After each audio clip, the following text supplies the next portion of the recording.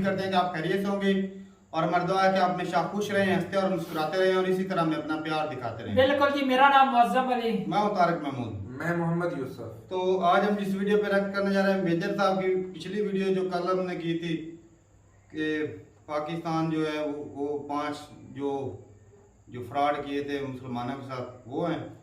एक हिस्सा कर चुके हैं, आज दूसरा हिस्सा है। वीडियो देखते हैं और अपना रिव्यू पर देंगे। कौन ऑन करते हैं? 1 2 3 स्टार्ट। लीजिए कितना खौफनाक होगा। मैं कंपेयर नहीं कर रहा क्योंकि जलियांवाला बाग तो बड़े हमारे दिलों के करीब है और भारत का जो इतिहास है उसका एक बहुत अहम और बहुत दर्दनाक हिस्सा है। तो मैं कंपेयर नहीं कर रहा, लेकिन मैं आपको बता रहा हूं जिन्होंने ब्लैक सितंबर के बारे में नहीं सुना, इन्होंने हजारों फिलिस्तीनी काट दी और आज वही पाकिस्तानी, आम पाकिस्तानी, ओ जी साढ़े भरा हैं जी और हमारे दोस्त हैं जी, तो मुसलमान है, तो सानू भी मुसलमान थे, असी भी मुसलमान थे, तुसी भी मुसलमान, ये सब ड्रामा करते रहते हैं पाकिस्तानी। सच्ची बात यह है कि जितने फिलिस्तीनियों को पाकिस्तानियों ने मारा है, इजराइल ने उसके आधे भी नहीं मारे होंगे। और ये इस्लामिक उम्मा के हेड बन के बैठे हैं। ठीक है, अब हम तीसरे मैटर पे आते हैं दोस्तों, जिसके बारे में आज मैं आपको कुछ कुछ बताऊंगा पाकिस्तान के बारे में, आपको भी मजा आएगा। अब पाकिस्तानियों ने क्या करा कि बात फिर से 1979 की है। 1979 में जियाउल हक था आर्मी चीफ पाकिस्तान का, ठीक है, और बॉस बन चुका था पूरे पाकिस्तान का, रूलिंग ओवर पाकिस्तान, बादशाह सलामत जिल्ले-ए-इलाही। 21 नवंबर को एक अफवाह सी फैली है। अभी ईरान से फैली, कुछ लोग कहते हैं, कोई कहते हैं इराक से फैली, कोई कहता है कहीं और से फैली, ये अभी तक अनक्लियर है। लेकिन पाकिस्तान में अफवाह फैल गई, पाकिस्तान में अफवाह फैल गई। क्या फैली अफवाह? अफवाह यह फैली कि अमेरिकनों ने इजरायलियों के साथ मिलकर, यहूदियों के साथ मिलकर, ठीक है, अमेरिकनों ने यहूदियों के साथ मिलकर मक्का पे अटैक कर दिया। मक्का पे अटैक कर दिया अमेरिकन आर्मी ने और इजरायली आर्मी ने मिलकर, और कैप्चर कर लिया मक्का को। अब ये तो बड़ी बेवकूफ़ी की बात है, अमेरिका क्यों मक्का पे अटैक करेगा, इजराइल क्यों करेगा अटैक? ना इसको नमाज पढ़नी, ना उसको नमाज पढ़नी, ना इसको हज या उम्रे पे जाना, ना उसको हज और उम्रे पे जाना। उनका मतलब क्या है मक्का में जाने का? लेकिन ये रूमर फैल गई, इस्लाम खतरे पे है, उसका झंडा लहराया जियाउल हक ने, और ये जियाउल हक ने जानबूझ के करा। ISI वाले बंदे भेजे और चुप चुप करके बोला कि सबके कान में डालो। जमातुल इस्लामी इकट्ठा हो गई, वहां पे लोग इकट्ठा हो गए, स्टूडेंट्स इकट्ठा हो गए मदरसे के, और इन लोगों ने जो इस्लामाबाद में US एम्बेसी है उस पर अटैक कर दिया। समझ रहे हैं आप? जिसकी गारंटी आप देखिए कि हर एक एम्बेसी की गारंटी, उसकी सिक्योरिटी की गारंटी उस देश की होती है जहां पे वो एम्बेसी है। जैसे अगर पाकिस्तान का एम्बेसी चाणक्यपुरी दिल्ली में है तो पाकिस्तान के एम्बेसी की जिम्मेदारी भारतीय सरकार की है। उसी प्रकार से अगर भारत का हाई कमीशन जो है, माफ कीजिएगा, जो हाई कमीशन है इस्लामाबाद में, उसकी जिम्मेदारी पाकिस्तान की है। उसी प्रकार से जो अमेरिकन एम्बेसी इस्लामाबाद में था उसकी जिम्मेदारी पाकिस्तानी फौज की थी या पाकिस्तानी गवर्नमेंट पे। मैं फौज इसलिए मेरे मुंह से निकल गया क्योंकि वहां पे फौज ही सब कुछ करती है, लेकिन हां, पाकिस्तानी फौज की जिम्मेदारी थी, पाकिस्तानी पुलिस की जिम्मेदारी थी कि आप इस एम्बेसी को ठीक ठाक रखेंगे, ये आपके मेहमान हैं। एक झूठे र्यूमर पे, क्योंकि अमेरिका के ऊपर प्रेशर डालना चाहता था, ये प्रेशर डालना चाहता था। और देखिए मैं आपको एक बात बताता हूं,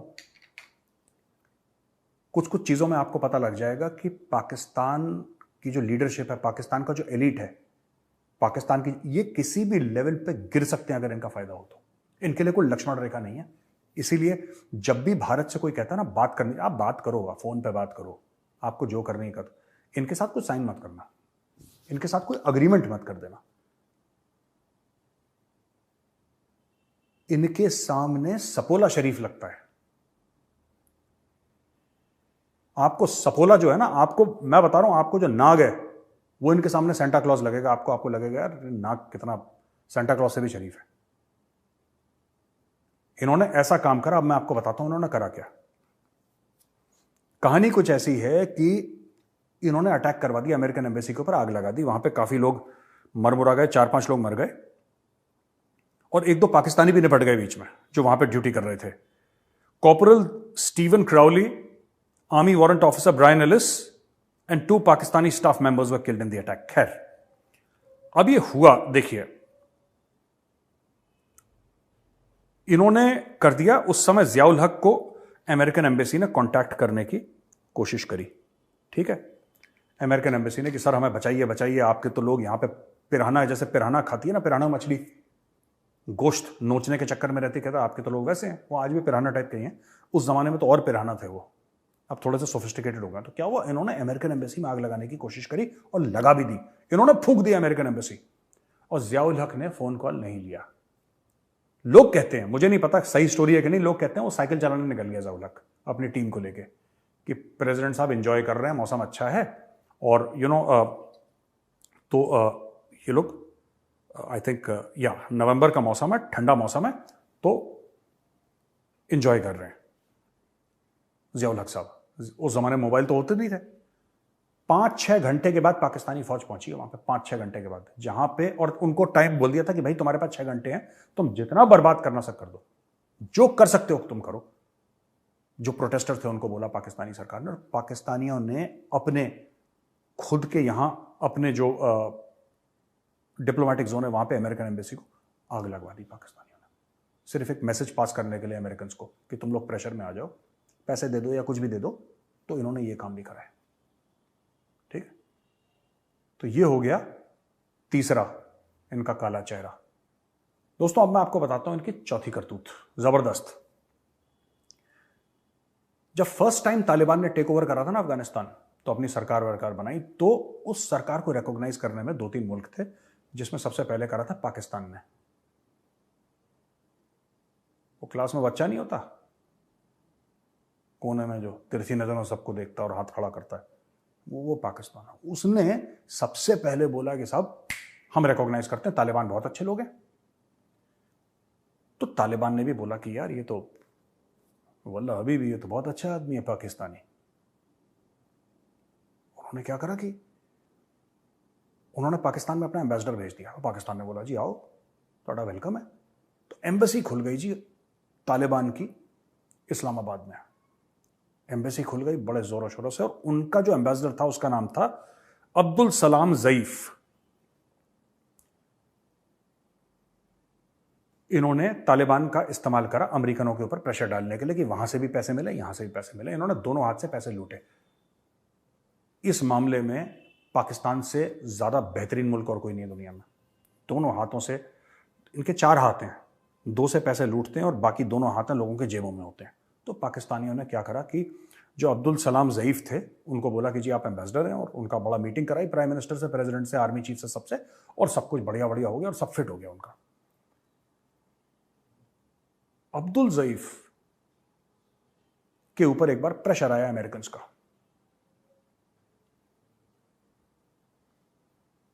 अब्दुल ज़ईफ ने बोला मैं तो एम्बेसडर हूं, मुझे डिप्लोमेटिक इम्यूनिटी है। पाकिस्तानी ने बोला क्या बच्चों वाली बात कर रहा है, हमें डॉलर मिल रहे हैं तो इम्यूनिटी की बात कर रहा है। पाकिस्तान ने अब्दुल सलाम ज़ईफ जो कि एम्बेसडर था, ये उसकी एम्बेसी में गए, उसके घर के अंदर गए, उसको वहां से उठा के ले जाके पैसे लेके अमेरिकन को बेच दिया ambassador. My life with the Taliban किताब लिखी थी ज़ईफ ने जेल से छूटने के बाद, my life with the Taliban. उसमें पाकिस्तान के बारे में लिखता है they have 2 tongues in 1 mouth, यानी कि उनके एक मुंह में 2 जबानें हैं और एक सर पे उनके 2 चेहरे हैं। ये सबकी जबान बोलते हैं और ये सबका इस्तेमाल करते हैं और ये सबको धोखा देते हैं। आप समझ लीजिए, एक मुंह में 2 जबान, एक सर पे 2 चेहरे, और ये सबको धोखा देते हैं, सबका इस्तेमाल करते हैं। दे यूज एवरीबडी, डिसीव एवरीबडी। ये तालिबान ने अपने, जो तालिबानी था इसने अपनी किताब में लिखा, जो एम्बेसडर था पाकिस्तान के बारे में। तो जो लोग कहते हैं ना इन्होंने अमेरिका, इन्होंने सबको धोखा दिया है, इन्होंने तालिबान को धोखा दिया, इन्होंने, इसीलिए तो तालिबान इनको मार रहे हैं। 300 से ज्यादा पाकिस्तानी फौजी मार चुके हैं वो पिछले 1 साल में, जिनको कह रहे थे कि हमारे मुसलमान भाइयों ने हमें कश्मीर लेके देंगे, दे दिया कश्मीर उन्होंने मार मार के दुम्बा बना दिया तुम लोगों का, क्योंकि तुम धोखेबाज हो। तुमने सबको धोखा दिया, तुमने तालिबान को भी धोखा दिया, तुमने अमेरिकन को भी धोखा दिया, सबसे पैसे लिए और सबको धोखा दिया। ठीक है, अब मैं इनका 5वां पाप बताता हूं, जो कि जबरदस्त पाप है। परवेज मुशर्रफ जो उनका प्रेसिडेंट था और आर्मी चीफ भी था, जाहिर सी बात है, in the war against terror, ठीक है, in the war against terror. Pervez Musharraf ने क्या करा कि अमेरिका की तरफ से बड़ा प्रेशर था कि यार तुम तो अलकायदा को सपोर्ट कर रहे हो, अलकायदा को तुम लोग ये कर रहे हो, वो कर रहे हो, पाकिस्तानी उनको ट्रेनिंग दे रहे हैं, तुम भी इसमें मुलव्विस हो, हम तुम्हें पैसा। उनको पता था कि इनकी चाबी पैसा है, पाकिस्तानियों की जो चाबी है ना वो पैसा है, पैसे के चलते ये कुछ भी कर देंगे। एक अमेरिकन वकील था जिसने ये बोला था कोर्ट में कि for a few dollars the Pakistanis can even sell their mother's.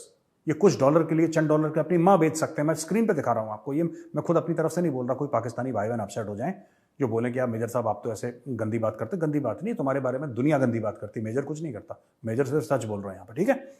इन लोगों ने क्या करा कि साहब इन्होंने जो परवेज मुशर्रफ था, इसकी टीम ने, इन्होंने मिलकर 4000 पाकिस्तानी बेच दिए अमेरिका को। अमेरिका सोच रहा था कि पाकिस्तानी तो लालची हैं, तो हम इनको बोलेंगे तुम पैसा ले लो, ये अलकायदा को बेच देंगे। पाकिस्तानी लालची तो थे ही, लेकिन कपटी भी थे। इन्होंने क्या करा कि बेचा तो, लेकिन आम पाकिस्तानी बेचे, अलकायदा को फिर भी नहीं बेचा इन्होंने। कोई कबाब बनाने वाला उसको उठा लिया वहां से, कोई कालीन साफ करने वाला उसको उठा लिया, कोई सब्जी बेचने वाला उसको उठा लिया, किसी की वो मीट चिकन गोश्त की दुकान थी उसको, कोई किराने की दुकान में दूध दही बेच रहा था, धनिया वनिया बेच रहा था, उसको पकड़ के अंदर कर दिया। 4000 लोगों को पाकिस्तानी फौज ने पकड़ा जिनका अलकायदा से कोई लेना देना नहीं था, जो आम पाकिस्तानी थे, और इनको उन्होंने करोड़ों डॉलर के लिए अमेरिकन को बेच दिया। तो दोस्तों, मैं आज ये वीडियो बनाने का सिर्फ ये था कि मैं आपको बता दूं, जो शुरू में बोला था ना, जब ये बोलते थे कि हम बड़े तगड़े हैं और उसने बोल दिया तुम बड़े खतरनाक हो, जो बाइडेन ने बोल दिया बड़ा खतरनाक तुम्हारा मुल्क है तो सारे पाकिस्तानी खुश हो, ये एक माइंडसेट है। ये शुरू से ऐसी हरकतें करते आ रहे हैं। चाहे आप मक्का की बात ले लें, आप लाल मस्जिद की बात ले लें, आप ब्लैक सितंबर की बात ले लें, आप कोई भी इनकी बात ले लें, या 4000 पाकिस्तानियों को बेचने की, या फिर जो मुल्ला ज़ईफ जो है, जो उनका अब्दुल ज़ईफ था, उनका जो एम्बेसडर था, उसको धोखा देके उसको कैप्चर करके उसके लिए पैसे, ये लगातार दर लगातार ऐसे करते आए हैं। तो जो लोग भी हिंदुस्तान में बोलते हैं ना कि पाकिस्तान के साथ बातचीत होनी चाहिए, आप करो अगर आपको बात करनी है, मैं ऑब्जेक्ट नहीं करता, लेकिन एक बात ध्यान रखना, पाकिस्तान धोखाधड़ी में, पाकिस्तान से बड़ा कोई मुल्क पैदा नहीं हुआ धोखाधड़ी में, और ये प्रूफ है। और मैं चाहता हूं जो पाकिस्तानी भाई बहन ये वीडियो देख रहे हैं, जरा इंटरनेट पर जाइए और सर्च करिए और मुझे बताइए कि मेजर साहब आपने सच बोला कि झूठ बोला, ठीक है। बहुत बहुत धन्यवाद दोस्तों, ये वीडियो देखने के लिए। आप इस वीडियो को लाइक करिए और हमारे चैनल को सब्सक्राइब करना बिल्कुल मत भूलिएगा। जय हिंद।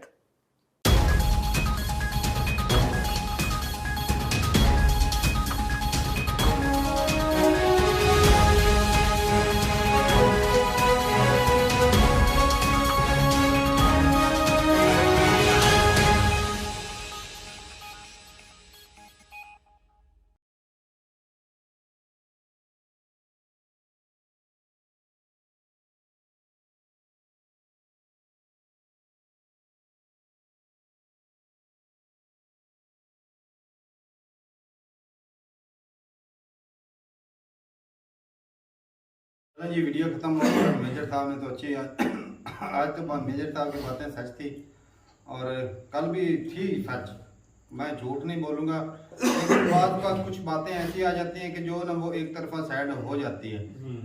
लेकिन आज के जो टॉपिक था, तो वो भाई साहब जो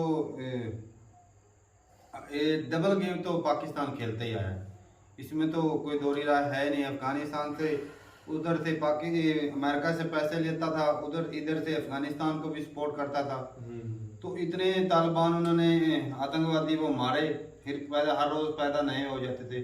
यही बात है ना तारा पे, डबल गेम पाकिस्तान खेलता है, इस वजह से तो खेल में फंस जाता है और इस्तेमाल होना शुरू हो जाता है, और इससे फायदा उठाता है अमेरिका। किसी भी कंट्री के साथ देख लो, या किसी भी शहर के साथ देख लो, जो पैसे के लिए बिकता है, जो अपना जमीर बेच देता है, वो भाई साहब वो, लेकिन इसमें आम जनता को तो कोई नहीं ना हाथ या इन्वॉल्व तो नहीं, तो बड़े बड़े मगरमच्छ सही बात है, और जलील हमें होना पड़ता है। लेकिन देखो ना, अब फैसला एक बंदा करता है, वोट तो उसको हम ही देते हैं ना, तो मतलब क्या है, उसकी सोच को हम प्रेफर करते हैं, तभी तो उसको वोट देते हैं।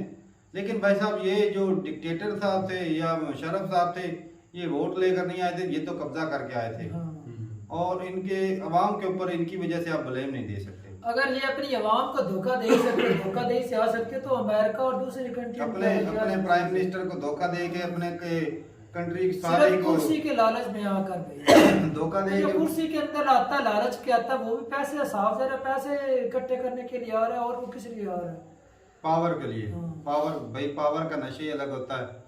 और बाकी जो तालिबान के साथ किया पिछले दिनों जो जवारी, उसको भी अमेरिका ने मारा, तो वो भी तो किसी न किसी की हेल्प थी।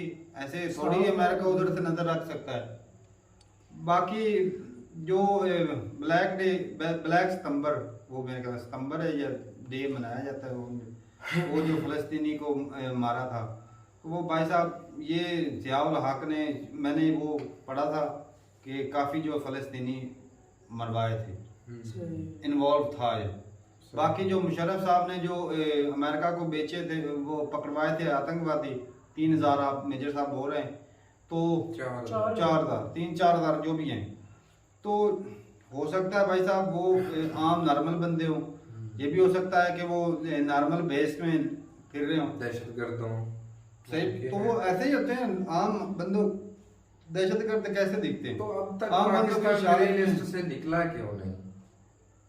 ग्रे लिस्ट से नहीं निकला, वो कोई ना कोई फंडिंग नजर आ जाती है सामने से, टेरर फंडिंग जो होती है, मनी लॉन्ड्रिंग, ये सारी चीजें नहीं, अफगानियों को पाकिस्तान मरवा रहा है, तालिबान के खिलाफ पाकिस्तान है, पाकिस्तान आर्मी पर अटैक तालिबान कर रहे हैं, तो ग्रे लिस्ट से फिर क्यों नहीं निकल? आज कश्मीर में जो अटैक होते हैं उधर कोई ना कोई देखते नहीं, कोई ना कोई पकड़ा जाता है, तो वो सबूत देते हैं भाई साहब ये देखो ये हो रहा है। तो तालिबान को जो पैसे जो बैंक ट्रांसफर होते हैं बैंकिंग के जरिए, हालांकि बैंकिंग वाला निजाम है, उसके ऊपर सख्ती की है पाकिस्तान। HBL जो बैंक है, हाँ। उसके ऊपर नहीं आरोप लगे, अमेरिका ने लगाए हैं आरोप कि ये टेरर फंडिंग में या ये मनी लॉन्ड्रिंग में इस तरह ये इस्तेमाल हो रहा है, उसके ऊपर भी पाबंदियां कुछ लगाई गई हैं। तो ये बाकी भाई साहब अब क्या बताएं, जो गलतियां पास्ट में हो गई, और जो गलतियां हैं भाई साहब वो शायद अब ना हो, क्योंकि अब बहुत प्रॉब्लम आ रही है। प्रॉब्लम तो है, एस्टेब्लिशमेंट में ना अब दरार पड़ चुकी है। लेकिन रहने वाली भी एस्टेब्लिशमेंट ही है, बहुत भाई- मुश्किल चांस है इमरान खान आगे आए। कोई भी नहीं आगे आएगा। बाकी ये है कि भाई साहब जो कोई कुछ चंद जो लोग हैं अगर इनके झड़पें होगी ना हुक्मरानों की आपस में, तो हो सके तो मार्शल दोबारा ना लग जाए। तो पैसे के लिए या जिस तक के लिए भी किया, वो जो डिक्टेटर थे उन्होंने किया, आम बंदे को क्या पता इससे, आम बंदे को तो इस्तेमाल किया गया, उसको धर्म का लालच दे के या इस्लाम के बारे में बता के कि ये ऐसा है, तो भड़काया हो गया उनको। जो फलस्तीन और कश्मीर का भी लालच देते हैं, वही ना, तो ये असल में सियासत खेला जाता है, लोगों के लोगों के दिमागों के दिमाग साथ से खेला खेला जाता है कि जाता किस है। तरह का चूरन किस वक्त दिया जाए तो ये अवाम हमारे साथ मिल जाएगी। यही होता है इधर। और यार कुरान करते भी देख हैं। लिया अब फेक न्यूज जो उड़ाई कि वो जी इसराइल और जो है अमेरिका वो मक्का पे कब्जा करने जा रहे हैं, तो लोगों को अवाम को भड़काया पहले। सही बात है। तो हो सकता है भाई साहब वो अफवाह जो किसी दूसरे कंट्री ने भी हो सकता है छोड़ी हो, ताकि इनके जो रिलेशन है आपस में खराब हो। बहुत सारी चीजें मुमकिन है भाई साहब। ये ऐसा तो नहीं है कि वो सिर्फ इन लोगों ने खुद से भड़काया, और भी तो कंट्री कर सकते हैं कोशिश कि यार क्योंकि ईरान से खबर उड़ के आई थी, तो हो सकता है उनका हाथ हो। बहुत सारे कंट्री हैं भाई साहब, वो बीच में नहीं चाहते होंगे कि अमेरिका और पाकिस्तान के ताल्लुकात अच्छे रहें, इनमें खराबी हो। तो ये हालात है भाई साहब। बाकी जो अब क्या बताएं भाई साहब, हालांकि तारक भाई देखा जाए जितना ज्यादा इमदाद पैसा अमेरिका ने था, वो 39-40 बिलियन के लगभग बोलते हैं डॉलर उन्होंने दिए, उतने से पाकिस्तान नया बन सकता था।